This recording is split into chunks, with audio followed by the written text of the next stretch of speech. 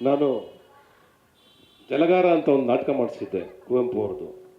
ಅದರಲ್ಲಿ ಕುವೆಂಪು ಅವ್ರದ್ದೊಂದು ಲೈನ್ ಬರುತ್ತೆ, ಈ ಹಾಡಿಗೋದಕ್ಕೂ ಏನು ಸಂಬಂಧ ಅಂತ ಹೇಳ್ತೀವಿ. ಈ ಮಾದೇವನ ಗೀತೆ ಮುಖಾಂತರ ಶುರುವಾಗುವಂಥ ಈ ಹಾಡು, ನಾನು ಪ್ರಕೃತಿಯನ್ನು ಜಾಸ್ತಿ ನಂಬುವಂಥ ಹುಡುಗ. ಪ್ರಕೃತಿಗೂ ದೇವ್ರಿಗೂ ವ್ಯತ್ಯಾಸ ಇಲ್ಲ. ನೀರು, ಗಾಳಿ, ಜಲ ಎಲ್ಲ ವಿಭಾಗಗಳಲ್ಲೂ ಎಲ್ಲ ವಸ್ತುಗಳಲ್ಲೂ ದೇವರಿದ್ದಾನೆ ಅಂತ ತಿಳಿದವರು ಹೇಳ್ತಾರೆ, ಮತ್ತು ನಾವು ಅದನ್ನು ಕಂಡುಕೊಂಡಿದ್ದೀವಿ. ಅಂಡ್ ಕುವೆಂಪು ಅವರ ವಿಶೇಷವಾದ ಜಲಗಾರ ನಾಟಕದ ಒಬ್ಬ ಜಲಗಾರ ಕಸ ಗುಡಿಸ್ತಾ ಇರಬೇಕಾದ್ರೆ ಇನ್ನೊಬ್ಬ ಹಾದು ಹೋಗ್ತಾ ಇರಬೇಕಾದ್ರೆ, ಎಲ್ಲಿಗೆ ಹೋಗ್ತಾ ಇದೆಯಪ್ಪ? ನಾನು ಶಿವಗುಡಿಗೆ ಹೋಗ್ತಾ ಇದ್ದೀನಿ.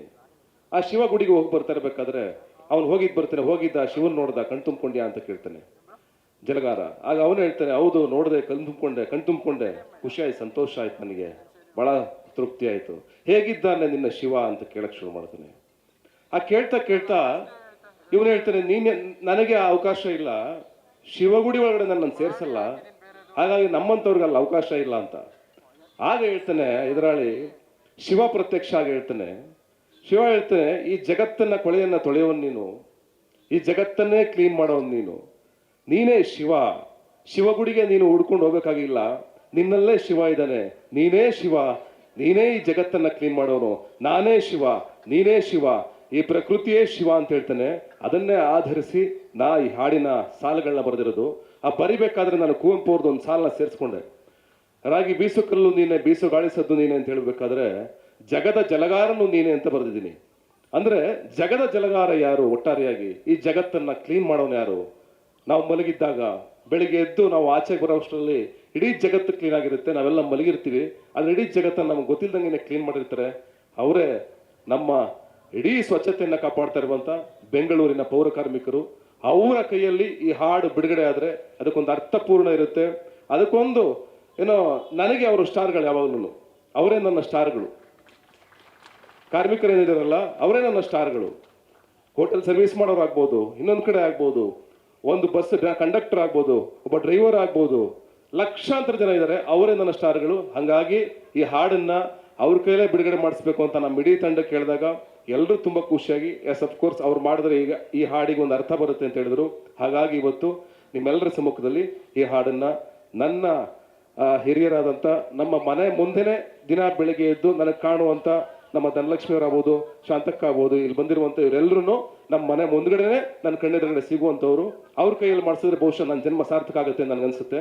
ಅಷ್ಟೇ ಈ ವಿಷಯ. Thank you. ಸತೀಶ್ ಸರ್, ನಿಮ್ಮ ಹೃದಯ ಶ್ರೀಮಂತಿಕೆಗೆ ಒಂದು ದೊಡ್ಡ ಚಪ್ಪಾಳೆ ಬರಬೇಕು. ಅವ್ರು ಹೇಳಿದ ಮಾತು ನಿಜ.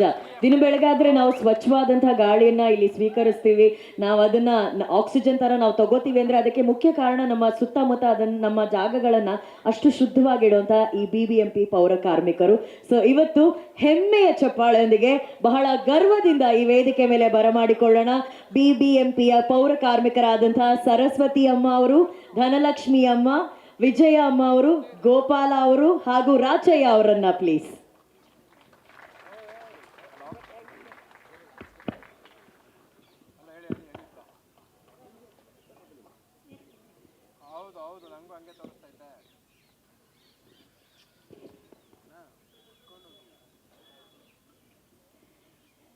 ಇವತ್ತಿನ ಏಳೋ ಮಾದೇವ ಹಾಡು ಶಿವನ ಸನ್ನಿಧಾನದಲ್ಲಿ ನಮ್ಮ BBMPಯ ಪೌರ ಕಾರ್ಮಿಕರು ಇದಕ್ಕೆ ಚಾಲನೆಯನ್ನ ಕೊಡ್ತಾರೆ. ಇದು ತುಂಬಾನೇ ವಿಶೇಷ. ಮಾತಾಡ್ಬೇಕಾದ್ರೆ ಶಿವನನ್ನ ವರ್ಣಿಸ್ತಾ ಇದ್ರು ಸತೀಶ್ ಸರ್ ಅವರು.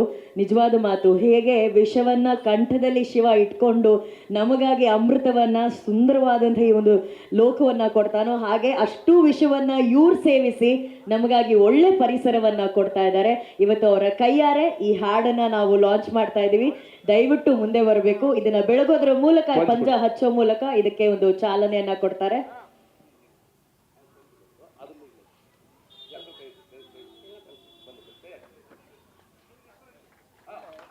ಬರಲಿ ಚಪ್ಪಾಳೆ.